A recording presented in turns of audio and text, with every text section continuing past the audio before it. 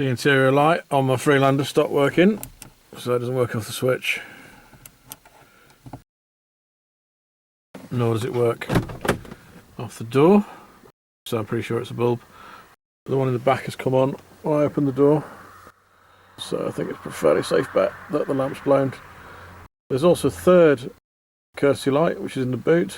There it is on the right hand side. Now as that front bulb's blown, and the middle one tends to come on when it feels like it, so I think it's got a dirty switch. I'm going to take all three of these out, give them a clean, and I'm going to replace the lamps with LED lamps. Okay, back to the front one then. So first of all, take this out of the car. This is the easiest way to deal with it. It's even easier if you're doing it with two hands rather than holding a video camera. But oops, there's a piece of foam that was above that, it's just dropped out. Not quite sure what that's for. And there's a connector here, which just pulls off. And that leaves you with the complete module. There, looking at it from the back, you can see the 501 type lamps that are used for the map lights, and then a festoon bulb in the middle. You can maybe make it out for the courtesy light. And there's that piece of foam that fell out. Okay, so looking upwards towards the one in the middle, I'm just going to prise that out with my fingers. That's got the one end. This one's quite tight.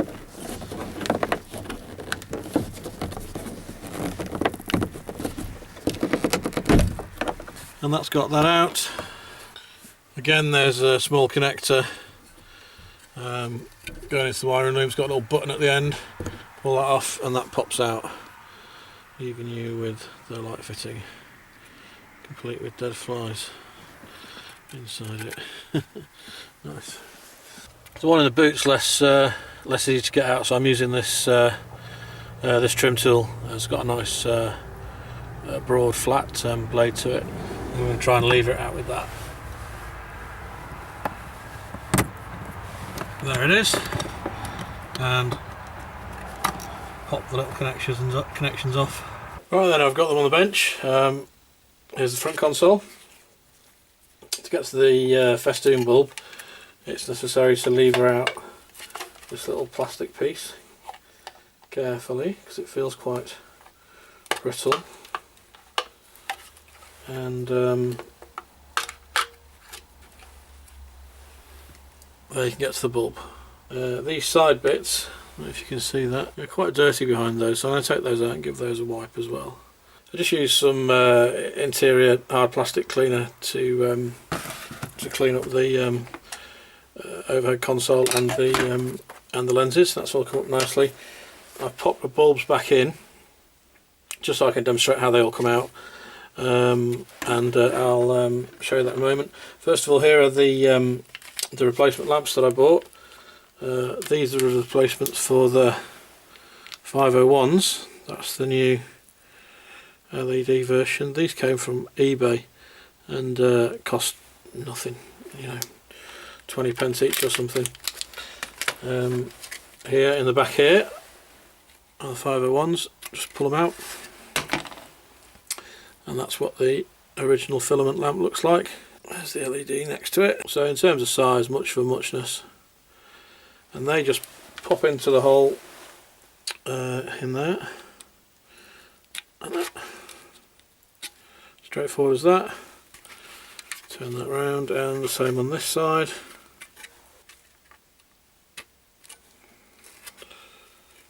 And then the main light is a festoon, and that just pulls out, and that just pops into there. That. Nice and straight, and as you can see, the heatsink is towards the back. Simple as that. So I'll just pop that down on the bench, pop the covers back on. They just click in.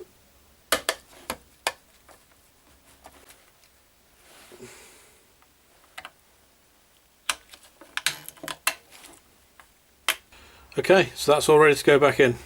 Exactly the same thing for the one that goes in the middle of the car. Pop that in, easy as that, and replace the plastic cover. Turning my attention then to the boot light. I didn't realise until I took it out that this one's got an R10 lamp in it, which is like that with a bayonet fitting.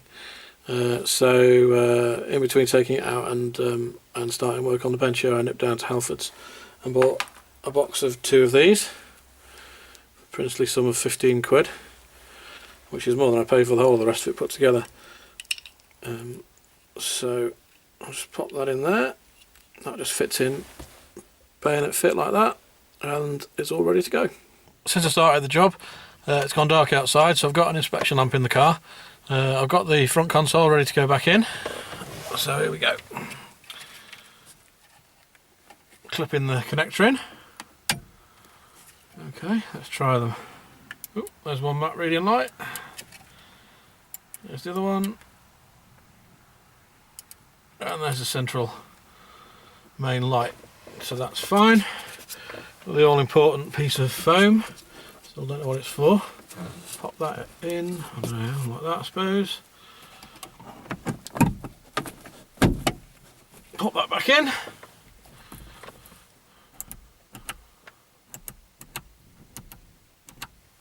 Moving on to the back passenger one. Pop that in. Is that working? Yes it is. Off the door. Of course there's a timer circuit, so that'll stay on for a little while. Not sure which way around that goes. I'm going to go with that. That way. Seems fine. That's fantastic. Okay, so just the boot to do. Onto the boot light then. I can only just see this, I don't suppose you can see it at all. Oh, there it is.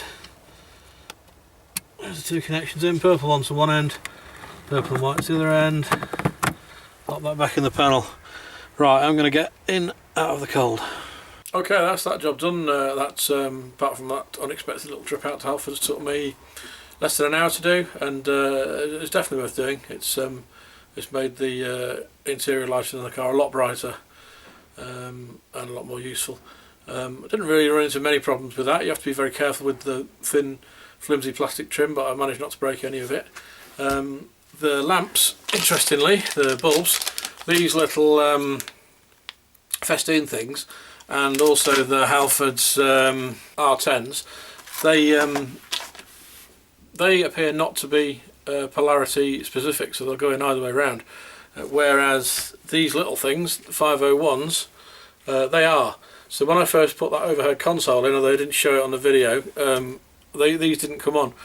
By a complete chance I put them both in the wrong way around. Also, if I can come a little bit closer to the camera, hopefully you can see the little tiny wires on these. They're not the most effective at making contact. So I squeezed up the contacts that they drop into. I also did that to each of them, so that they would hopefully fit better, and they did. All in all, then I think that's a worthwhile upgrade. I'm not sure that spending, well, I needed one, but half for 15 quid at Halfords is really worth it. If I'd have bought those on the internet, they'd have been a quid probably. One thing that is worth mentioning is that with the filament bulb still fitted, when I shut the door of the car, if I left it for, don't know, 20-30 seconds, the interior lighting gradually faded out. Now LEDs don't fade, well, at least this kind of quality of LED don't fade. So instead of them fading out, they now snap out. If that bothers you, then an LED upgrade isn't the way forward. But aside from that, I can see no disadvantages to it.